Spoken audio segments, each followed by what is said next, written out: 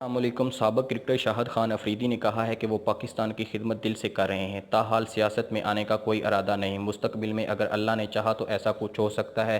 Media بعد میں یہ نہ کہے کہ میں نے یو ٹرن لیا ہے۔ یہ بات شاہد خان افریدی نے کوئٹہ چیمبر آف کامرس میں عہدیداروں سے خطاب کرتے ہوئے کہی۔ آگے بڑھنے سے پہلے ہمارا چینل سبسکرائب کریں اور بیل آئیکن دبائیں تاکہ ہماری ہر آنے والی ویڈیو کا آپ کو نوٹیفیکیشن مل سکے۔ شاہد افریدی کا کہنا تھا کہ میری فاؤنڈیشن کا سفر 3 ماہ سے چل رہا ہے۔ KPK، سندھ اور بلوچستان گیا ہوں، لوگوں کی محرومیاں، پریشانیاں اور غربت دیکھ کر افسوس ہوا ہے۔ یہاں سیاحت اور تجارت کے شعبوں میں بہت مواقع موجود ہیں۔ بلوچستان اپنے پاؤں پر جس دن کھڑا ہو گیا، دنیا پاکستان سے امداد لے گی۔ انہوں نے کہا، تاجر اس صوبے کی طاقت ہے، میری فاؤنڈیشن آپ کے ساتھ ہے، لیکن ہمیں اب ماضی کو بھلا کر مستقبل کی پیش بندی کرنا ہوگی۔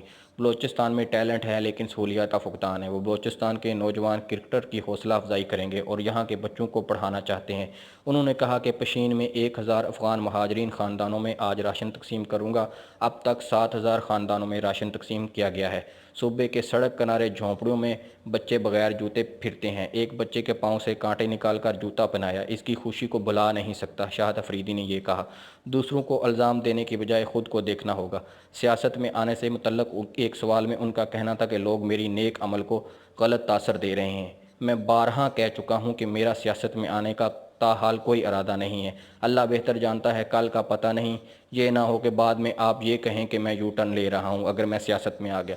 میں امید کرتا ہوں کہ ہماری یہ ویڈیو آپ لوگوں کو پسند آئی ہوگی۔ اپنا اور اپنے دوستوں کا اور ارد گرد کے لوگوں کا خیال رکھیے۔ اللہ حافظ۔